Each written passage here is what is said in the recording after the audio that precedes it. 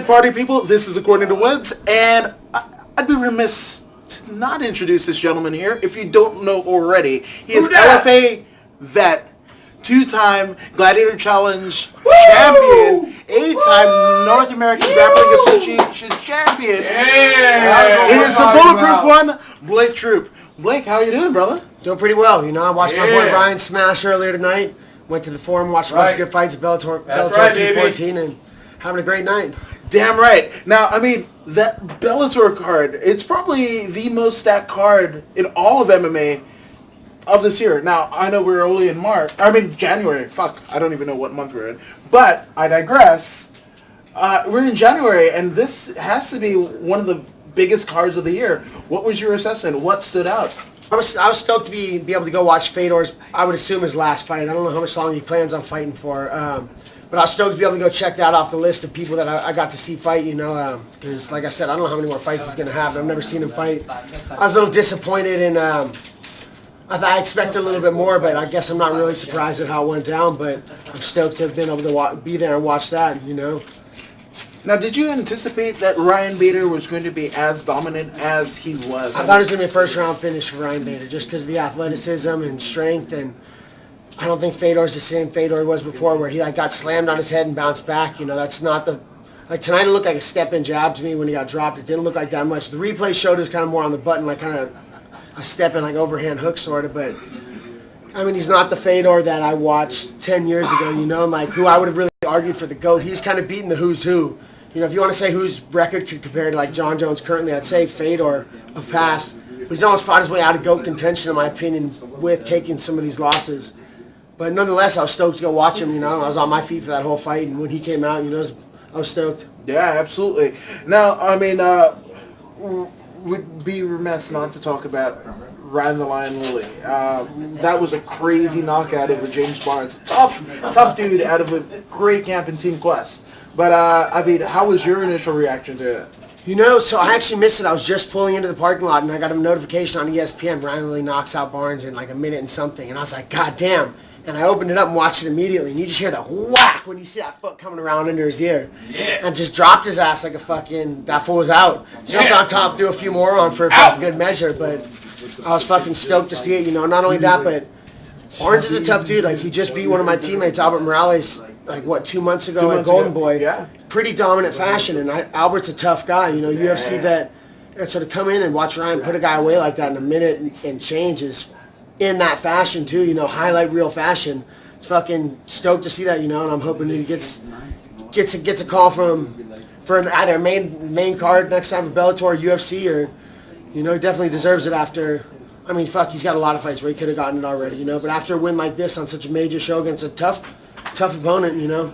Yeah, absolutely. Now, another notable knockout was, in a featured bout, Henry Corrales versus Aaron Pico, and Corrales and Pico, I mean, that was like a gunslinging fight. It was a fist fight, you know, like, at least so on the Henry Corrales came for a fist fight. He got rocked, and I gotta tell people, you can see what a lot about what someone's made of when they get put in a bad position. When they're starting to get rocked and getting beat up, are you gonna look for a way out? Are you gonna curl up, hope you get saved, or are you gonna fucking fight your ass off? And as soon as Henry Corrales got dropped, he popped right back up, got right back in. They clinched and fucking he ended up coming with that overhand right sort of like hook in the clinch and dropped Pico. I was impressed, you know. Henry Corrales said he's like, I'll die in that motherfucker. And I can relate to that, you know, like I feel the same way when I come in, I'm coming to motherfucking fight you and hurt you, not an athlete coming to compete. And I think it's the perfect example of a high-level athlete coming to compete who's not there to fucking fight to the death. Because when he started hurting across, he didn't jump on that motherfucker and try and like savagely put him away. He kind of still continued to compete. Like Henry Corrales got up, fucking fist fought that motherfucker and ended up kind of making it, I don't want to say dirty, but it wasn't like a pretty little sitting there at range. They were in fucking here banging, caught him with something, I don't want to say not super technical because it was wide open. Like he set it up, but where was, I mean, he brought it in, he made it a fist fight for the athlete, and the athlete ended up going to sleep. And I'm a little surprised that Aaron Pico got knocked out, but just because all the hype behind him and stuff, you know.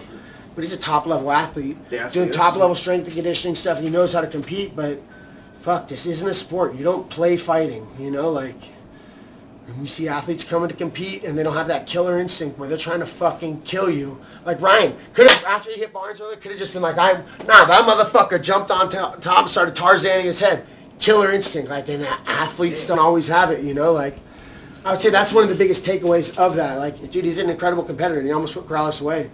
But he didn't fucking jump on to kill, you know, and ended up paying the price because of it. Yeah, absolutely. And had the fortunate opportunity to talk with Henry Corrales on the Gym Crashers podcast on the Free Admission Media Network. Shout out to them. But there was a confidence that he exuded that was just next level. And, you know, well, I had a ton of respect for what he said afterwards. He's like, I'm gonna fucking fight to the death in here, like, and I can relate to that. Like, the last time I lost, I got choked unconscious. I was fighting to the fucking death, you know, like, and that fool got put in a bad spot, and he fucking persevered through it. Like, you're gonna tell a lot about what someone's made out of when they're in a really bad spot. He could have curled up. He had every opportunity to fucking, if he wanted out of there, and that motherfucker stood the fuck back up, got right back in the pocket, and banged it out and got what the fuck he came for, you know, like. And, you know, I have nothing but respect for Aaron Pico, too. It wasn't his night, you know. Lessons learned, you know, like. But, yeah, I was impressed watching that. And I'm glad I stopped because it was, what was that, a 90-second, 2-minute fight? Mm-hmm. And it was pretty action-packed where, like, I was walking through the hall and I just stopped to fucking watch it. And I'm glad that I did because there was fireworks in that fight. Pretty much start to finish. Damn right. Now, 2 quick hits. Thor Skanke and Jake Hager, submission victories at Bellator. What'd you think? So I was stoked to see Thor come out of retirement, you know, against a Jesse Merritt, tough opponent, come in, and I thought he was really, I mean, it was kind of back and forth, you know, I have biased eyes, so it's hard to say, like, who was winning, but I thought Thor was pushing the action, progressively putting the pressure on and got him down, past his guard, you know, went through, almost crucifixed him, slid through side control, you know, and pretty much dominated the ground grappling. Went for, like, that Dars. He slipped his arm out. Just went for the head, you know, the north-south choke and put him to sleep. I don't know. It looked like that. I wasn't here for that fight either. I saw the video. But stoked to see that for Thor, you know. And then, who was the other one? Okay, Jack Swagger. Yeah, I mean, I was stoked to see a guy come in and, like, it seemed like he really put in the work and took the fight seriously. When you see guys like CM Punk come over.